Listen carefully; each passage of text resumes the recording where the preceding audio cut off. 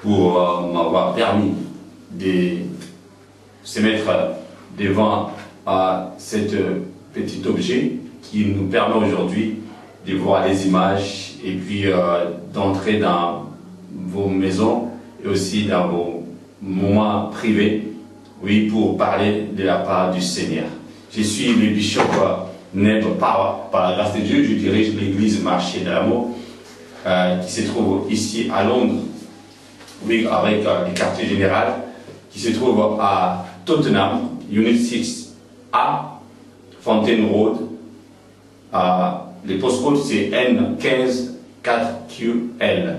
Voilà. Donc nous avons aussi des branches à Kinshasa et aussi à Paris. Donc nous sommes en train de travailler d'arrache-pied pour faire propager la parole de Dieu. Et nous travaillons avec les services du média, donc avec la télévision Wilma TV. La télévision Wilma TV, dont je suis l'initiateur et le responsable de cette chaîne de référence qui est en train de faire, n'est-ce pas, les travaux pour faire propager, pour la promotion de l'œuvre de Dieu, des serviteurs de Dieu, et aussi faire émouvoir la potentialité qui est dans beaucoup, n'est-ce pas, des serviteurs qui sont en train, n'est-ce pas, de chercher tant bien que mal, soit les coachs, soit ils sont en train de chercher une église avec laquelle qui devrait s'épanouir ou pour faire asseoir leur ministère. C'est pourquoi j'encourage toujours, ça fait partie aussi de ma mission, d'encourager le peuple de Dieu. Les gens qui sont faibles, les gens qui n'ont pas encore trouvé quelqu'un à qui se confier pour les aider. Je suis là, donc ça fait partie de mes prérogatives d'aider les serviteurs de Dieu, le peuple de Dieu, pour faire l'œuvre que le Seigneur nous a confiée. Ce n'est pas notre œuvre, ce n'est pas les dons qui sont en nous. Et les dons qui sont en nous, ce n'est pas aussi pour nous, c'est pour les autres. C'est comme ça que Dieu de gloire a créé son monde. Alléluia. Voilà. Donc aujourd'hui, je suis sur le plateau, oui, de Wilma TV avec l'émission La réflexion prophétique du bonheur. La réflexion prophétique du bonheur, c'est une émission qui nous aide à réfléchir, à avoir un moment de réflexion, avoir un moment, n'est-ce pas, de réfléchir prophétiquement, donc avec la parole de Dieu, avec les promesses de Dieu par rapport au bonheur.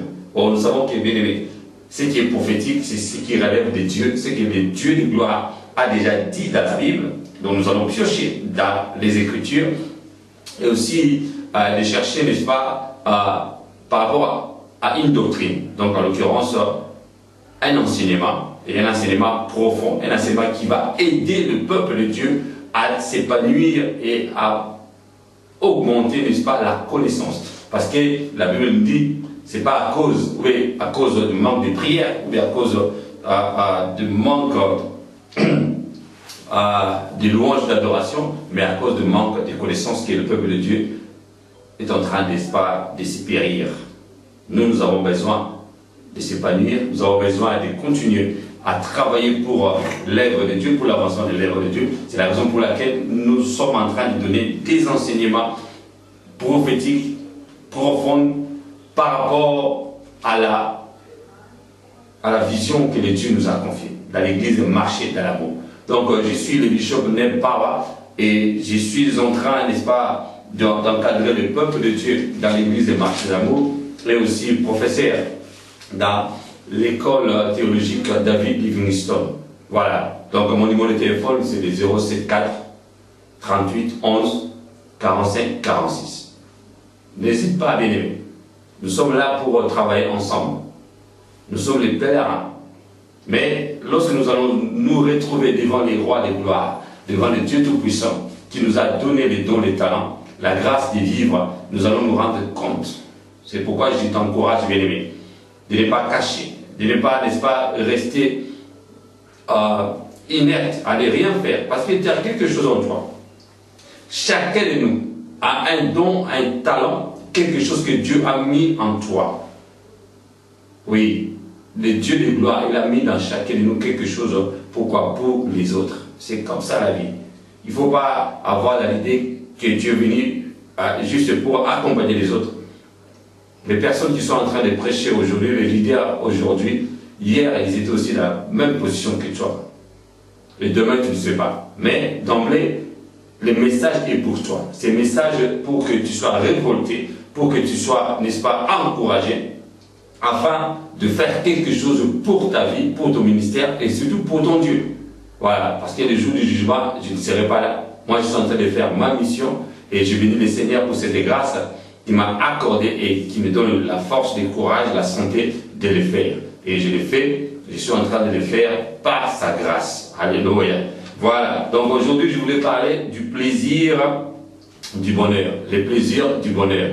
Voilà, et le plaisir dont je suis en train de parler, bien aimé, a comme objectif de nous faire voir la différence entre le plaisir du monde et le plaisir des Écritures. Donc je suis en train, n'est-ce pas, de rappeler à quelqu'un, il y a le plaisir à prendre, à écouter, à lire la parole de Dieu et à écouter les prédications, qui est d'avoir le plaisir du monde. Le plaisir du monde, c'est bien, on le fait, nous sommes dans le monde, on va vivre, on va faire des fêtes, on va se réjouir, n'est-ce pas, dans ce monde, mais cela ne soit pas la première, n'est-ce pas, des choses à faire dans la vie. Parce que quand on parle du bonheur, on voit aussi ce qui relève de la joie, la bonne nouvelle qui vient dans nos cœurs, qui nous apporte la satisfaction personnelle interne d'abord. Voilà, donc celui qui vit dans le bonheur, c'est celui qui est heureux, dont le bonheur est accompagné avec la joie de vivre. C'est comme ça que le Seigneur nous a créés et lui-même nous a encouragé de vivre dans l'allégresse totale. Donc il faut vivre pleinement ta vie et avoir aussi la joie de savourer des choses que Dieu t'a données dans ton entourage, dans ton environnement et surtout aussi dans ton intérieur propre. Alléluia. Voilà, donc je parle du plaisir du bonheur. Alors j'ai dit tout à l'heure, le plaisir c'est quoi? C'est avoir la jouissance de faire quelque chose qui te procure la joie. Avoir, n'est-ce pas, la jouissance, ou bien être heureux, avoir la joie de faire quelque chose qui te procure du bonheur aussi. Voilà. Alors, par exemple, avoir le plaisir de jouer au football. Donc tu sais jouer au football, même si tu ne sais pas jouer au football, mais tu aimes bien jouer au football, et quand tu joues au football, ça te procure du plaisir. Donc on appelle ça aussi, n'est-ce pas, le loisir. Là, je veux parler un peu plus par rapport au professionnalisme. Donc les professionnels, eux, ils jouent au football avec, n'est-ce pas, par rapport à leur intérêt professionnel, parce que c'est leur profession. Voilà. Et il y a aussi un autre exemple, si tu veux faire quelque chose dans ta vie qui te procure du plaisir, par exemple, de faire la fête. Voilà, faire la fête, ça nous procure aussi, n'est-ce pas, le plaisir, et surtout quand on est avec des amis, quand on sort avec des amis, quand on sort avec quelqu'un qu'on aime, ça procure aussi du plaisir. Voilà. Mais là, je suis en train de parler du plaisir de vivre avec son Dieu. Alors, quand on vit avec Dieu, on a du plaisir, parce que lui, il est esprit, on ne le voit pas.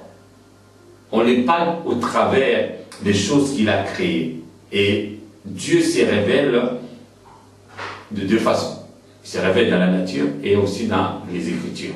Voilà, la nature nous enseigne tous les jours, mais aujourd'hui, je voulais, n'est-ce pas, accentuer le plaisir de lire la Bible ou bien le plaisir d'écouter la parole de Dieu. Alléluia. Voilà, donc j'ai dit le plaisir du bonheur. Donc le bonheur, ça veut dire que la bonne nouvelle qui vient dans ton cœur, qui te procure la joie de vivre, qui te procure la joie, la satisfaction. Comme par exemple le fait que tu es créé bien, tu es beau, tu es belle, tu as les dons, tu as les talents, tu sais faire des choses qui te procurent la joie. C'est ça aussi le bonheur. Alléluia. Voilà. Donc le message d'aujourd'hui est tiré du livre de Marc. Alors Marc, chapitre 12, versets 34 à 37. Le livre de Marc, nous allons lire le livre de Marc, chapitre 12, versets 34 à 37. La Bible nous dit, Jésus, voyant qu'il avait répondu avec intelligence, lui dit, tu n'es pas loin du royaume de Dieu. et personne n'osa plus lui proposer des questions. Jésus continua à enseigner dans les temples, dit: comment les scribes disent-ils que le Christ est fils de David? David lui-même, animé par l'Esprit Saint, a dit: le Seigneur a dit à mon Seigneur, assis-toi à ma droite, jusqu'à ce que je fasse de tes ennemis ton marchepied. David lui-même l'appelle Seigneur. Comment donc est-il son fils? Et une grande foule l'écoutait avec plaisir. Alléluia. Gloire soit rendue à notre Seigneur de gloire, le Seigneur Jésus-Christ de Nazareth.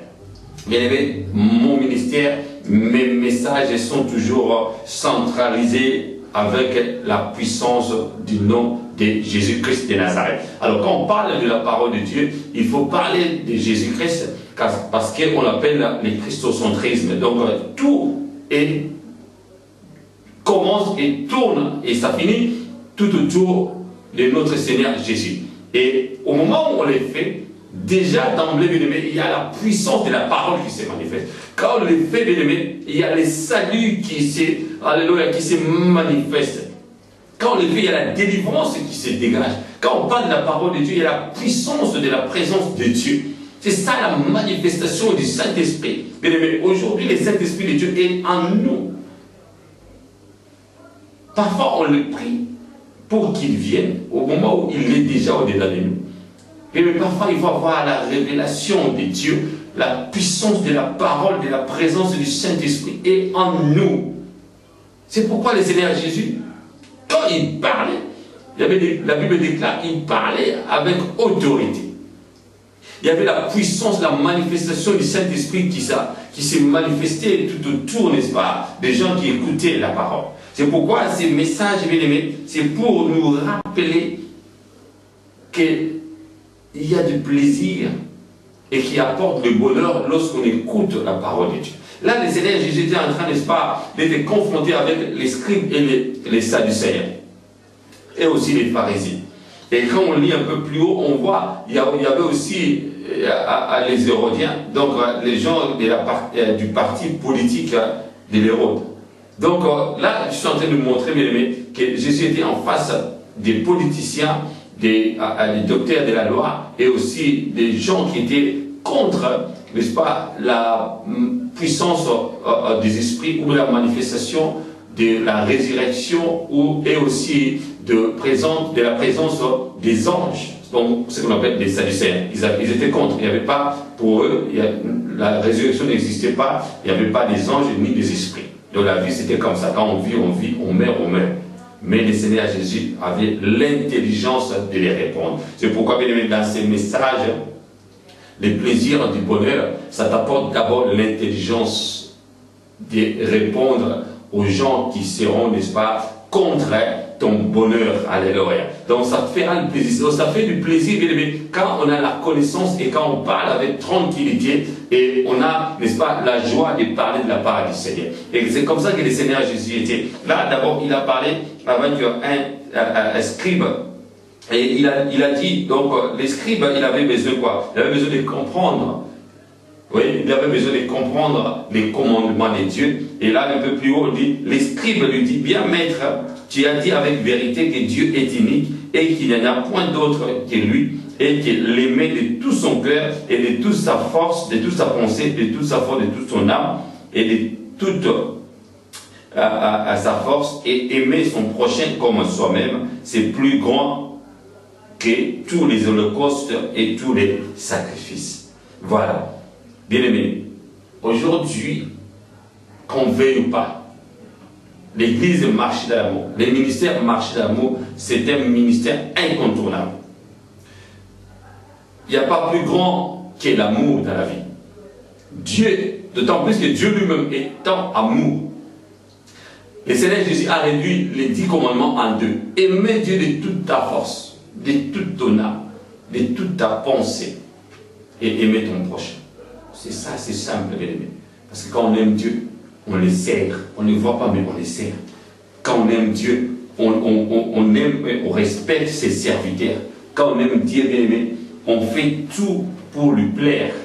Et quand on aime Dieu, on a du plaisir à lui servir. On a la joie, la satisfaction. N'est-ce pas? Quand on le fait, c'est comme quand celui qui joue au football avec plaisir, celui qui s'est réjoui dans une fête. Il a du plaisir à vivre parmi ses amis, à côté, n'est-ce pas, de la personne qu'il aime. C'est comme ça aussi avec l'œuvre de Dieu. Et là, le Seigneur Jésus, il a eu, n'est-ce pas, un scribe qui était, n'est-ce pas, des gens qui étaient plus ancrés dans la loi de Moïse. Mais il a compris que l'amour de Dieu et l'amour du prochain, ce sont les commandements le plus qu'autre chose dans le monde. C'est l'amour. C'est pourquoi je suis dans la joie, bien aimé, quand je parle du ministère marché de l'amour, que le Seigneur qui m'a révélé.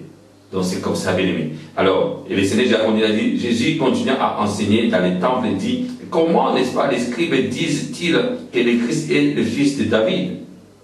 Et David lui-même, animé par le Saint-Esprit, a dit, le Seigneur a dit à mon Seigneur, assis-toi à ma droite jusqu'à ce que je fasse de tes ennemis ton marchepied. Mais ce sont des paroles profondes. Ce sont, n'est-ce pas, des mots qui pourront, n'est-ce pas, nous donner ça, je ne dis pas du plaisir du bonheur. Le bonheur, n'est-ce pas, de se réjouir dans la parole de Dieu. La parole de Dieu, c'est tellement beau, bien aimé.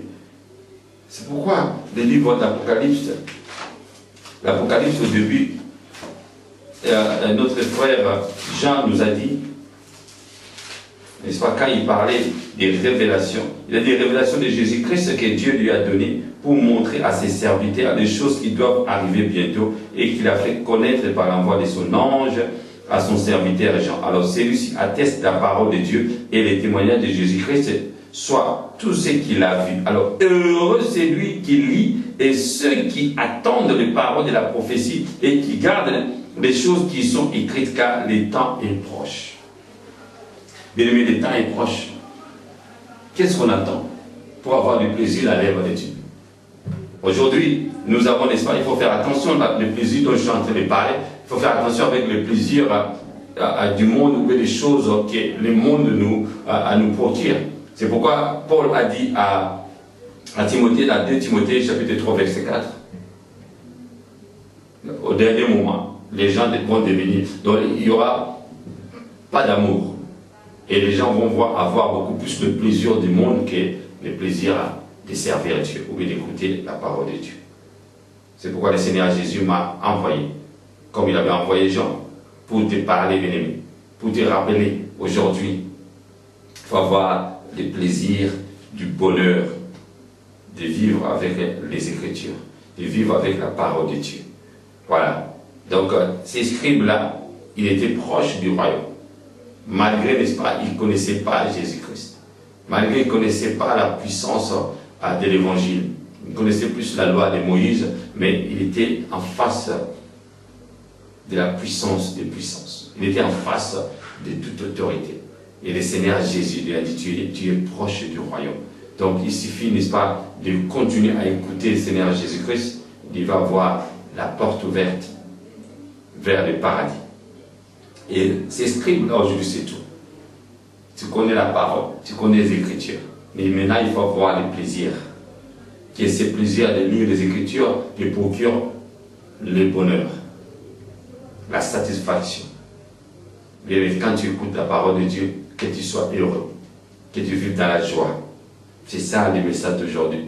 C'est un message simple mais puissant, un message simple et calme, mais qui va te révolutionner, qui va faire changer, n'est-ce pas, ta façon de voir les choses. Alléluia. Et quand le Seigneur a dit ça, et David lui-même l'appelle Seigneur, et comment donc est-il, n'est-ce pas, son fils, et une grande foule l'écoutait avec plaisir. Alléluia. Les choses que le Seigneur Jésus disait aux scribes, aux pharisiens et aux sadducéens à l'époque, aujourd'hui c'est pour toi et moi, bien-aimé. C'est ce que le Seigneur de gloire est en train de te dire aujourd'hui. Écoute avec plaisir. Alors quand on écoute quoi? On écoute quelqu'un qu'on admire. Quand on écoute à quelqu'un, n'est-ce pas, que tu vis avec. Quelqu'un que tu considères. Alors si tu ne considères pas la personne, ça sera difficile aussi de l'écouter.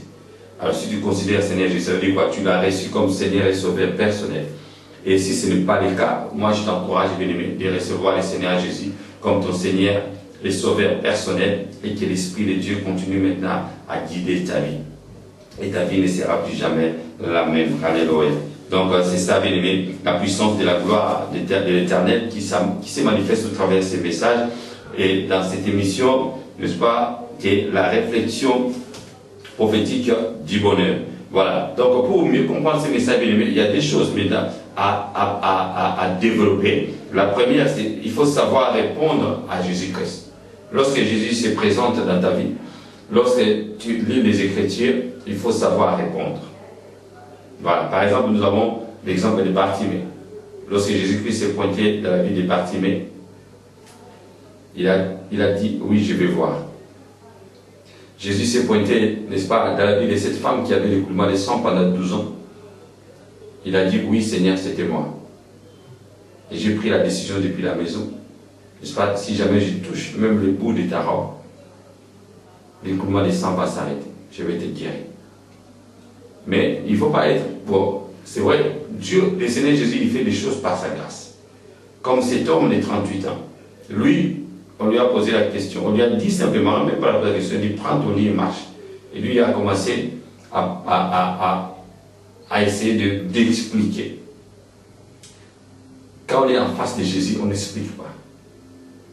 On répond directement et avec vérité, sincèrement.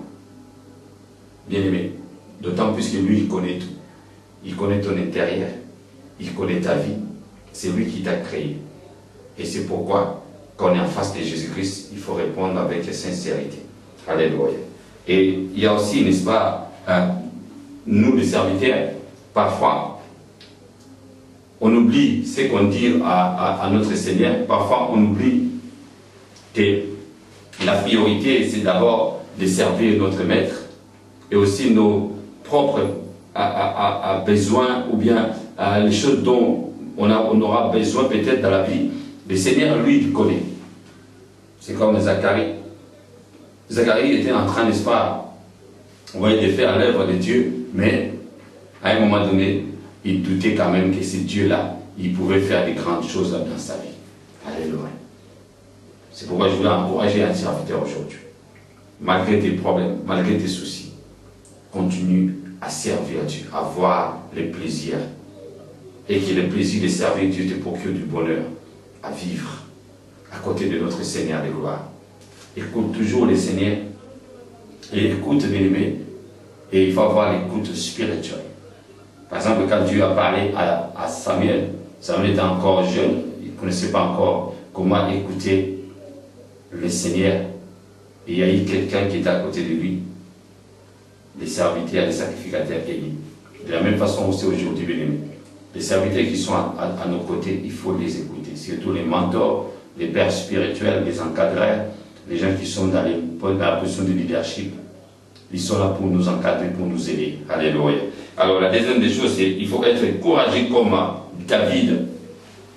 Être courageux comme David. Donc l'exemple du courage de David, ça va nous aider, bien aimés, à faire quoi? À faire face aux problèmes, aux difficultés qui pourront nous empêcher, n'est-ce pas, d'avoir la joie ou bien le plaisir de servir Dieu. C'est ça la mission de l'ennemi. Il cherche toujours, n'est-ce pas, de nous écarter devant la face de notre Seigneur. Il nous empêche d'écouter les dieux. La Bible dit quoi? La Bible d'Ésaïe. Les oreilles des dieux ne sont pas, n'est-ce pas, bouchées pour nous écouter. Les dieux de gloire, ils nous écoutent. Il a besoin de nous écouter. Donc, ça veut dire quoi? Il faut prier, il faut invoquer son nom, il faut, n'est-ce pas, nous faire appel à tout moment. C'est ça la réalité et la vérité d'un serviteur de Dieu face à son maître. Alléluia. Donc, c'est des choses-là. On va voir dans le livre de Marc, chapitre 12, au verset 35, la Bible dit quoi? Jésus continua à enseigner dans les temples et dit, comment les scribes disent-ils le Christ est le fils de David? Pourquoi? Parce qu'ils avaient les doutes. Mais toi et moi, aujourd'hui, au travers de ces messages, il ne faut pas que nous ayons les doutes. Parce qu'il faut avoir n'est-ce pas, comment dirais-je, la compréhension spirituelle, voilà, comme Paul a dit, les choses spirituelles, il faut avoir la compréhension spirituelle pour les comprendre. Il ne faut pas avoir comme les scribes cette compréhension de la loi mosaïque. Or, j'ai dit tout à l'heure, le Seigneur Jésus a réduit la loi mosaïque en deux. Des lois, des grâces, de l'amour, alléluia. Cet amour, l'amour agapé, l'amour inconditionnel, l'amour qui nous aide, n'est-ce pas, à faire des bonnes choses, alléluia. L'amour qui nous aide à être, n'est-ce pas, plus près de notre Dieu, c'est qu'on appelle Abba Père. Oh, gloire soit rendue à notre Seigneur de gloire. C'est pourquoi David était rempli du Saint-Esprit de Dieu. David était courageux. Donc l'Esprit du Seigneur qui a mis à nous, il chérit l'Esprit qui est à nous. Et cet Esprit-là est l'Esprit du courage, comme David. Il n'avait pas peur, n'est-ce pas, des lions ou des ours. Il n'avait peur pas de la mort. Il n'avait pas peur, n'est-ce pas, de Saoul qui voulait les tuer à tout moment. Il était toujours à ses côtés. Alléluia.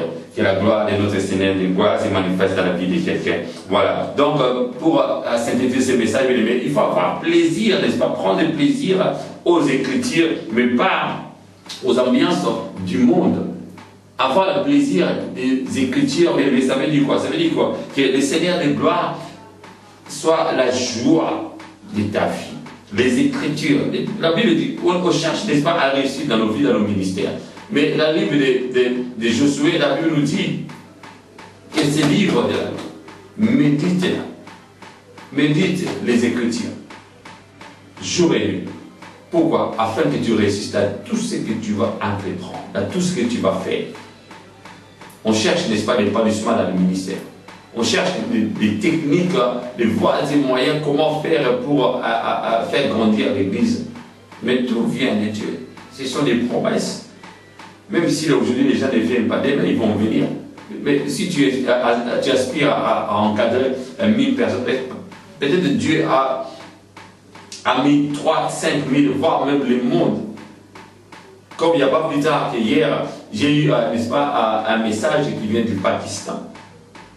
Un évangéliste pakistanais m'a donné une invitation pour aller au Pakistan et aussi, n'est-ce pas, d'ouvrir une branche là-bas.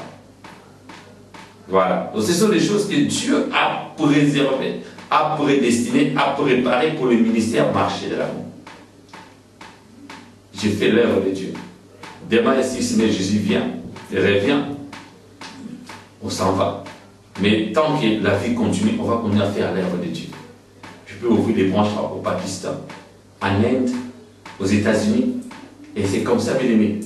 Mais si tu as les soucis d'encadrer 1000 personnes, d'avoir une grande église à Londres seulement, mais il y a des gens qui auront besoin de ton ministère ailleurs, partout ailleurs.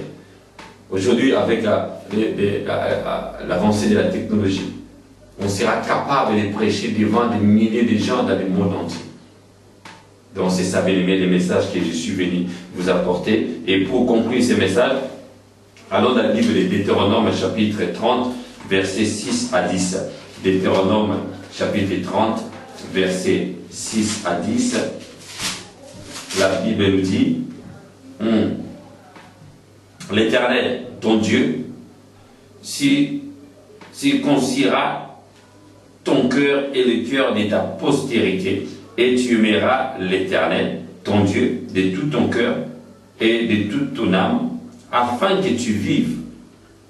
L'Éternel, ton Dieu, fera tomber toutes ces malédictions sur tes ennemis, sur ceux qui t'auront haï et persécuté.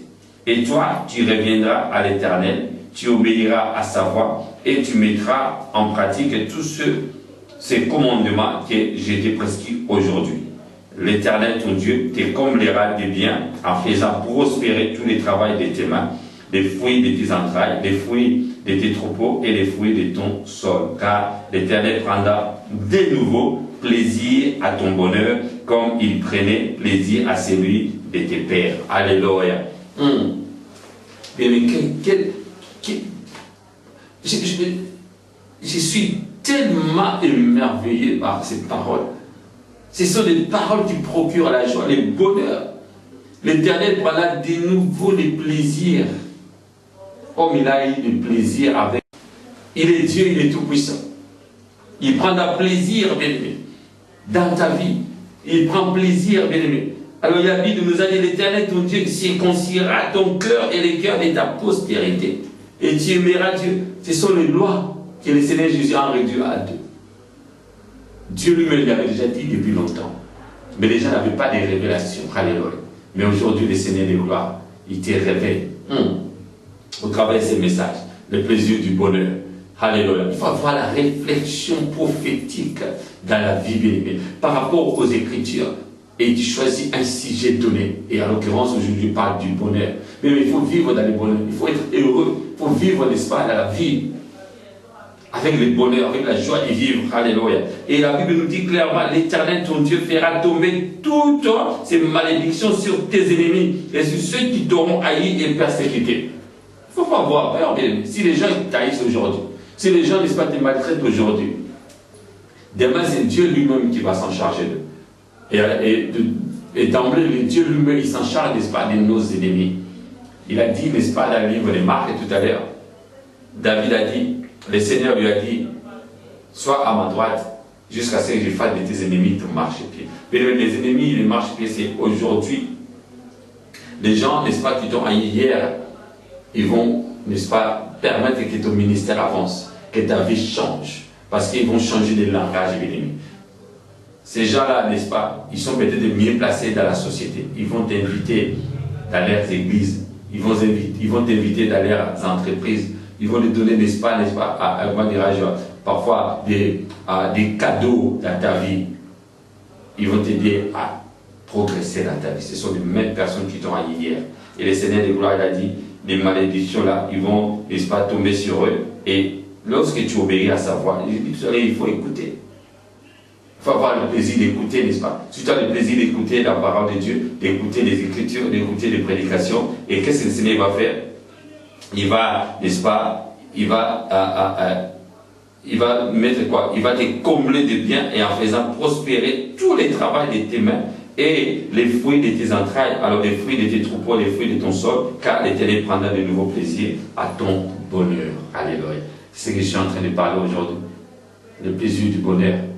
Ça commence d'abord par le Dieu de gloire. C'est Dieu qui va prendre plaisir dans ta vie. Et il va t'aider. Il va tout faire pour que tu progresses. Et le Dieu là, il est le tout-puissant. Il a tout entre ses mains. C'est lui qui a tout créé. Bien-aimé. Que le Seigneur vous bénisse. Donc c'est ça, bien-aimé. Alors si tu écoutes la voix, il n'y aura plus de malédiction dans ta vie. Si tu écoutes la voix de l'Éternel, si tu as le plaisir, n'est-ce pas, à servir Dieu, aux Écritures, tu écoutes la parole de Dieu, ta vie ne sera plus jamais la même. Alléluia. Que le Seigneur vous bénisse, vous qui avez suivi, n'est-ce pas, cette émission, ces programmes, la réflexion prophétique du bonheur, avec les thèmes, les plaisirs du bonheur. Je prie au nom de Jésus, que la grâce du Seigneur se manifeste. La puissance de la parole que nous venons de lire dans le livre de Deutéronome, chapitre 30, se manifeste dans la vie de quelqu'un au nom puissant de Jésus. Tes ennemis seront les marchepieds au nom de Jésus. Les ennemis qui t'ont empêché hier de ne pas s'épanouir, aujourd'hui ils sont tes marchepieds. La puissance de la gloire du Seigneur, c'est qu'il y avait la malédiction, ça change, n'est-ce pas, en bénédiction. La puissance de la gloire de l'Éternel, et l'Éternel de gloire va avoir plaisir à ton travail, à ton ministère, à l'œuvre que tu es en train de faire. Dans le nom puissant de Jésus, ainsi prié. Amen.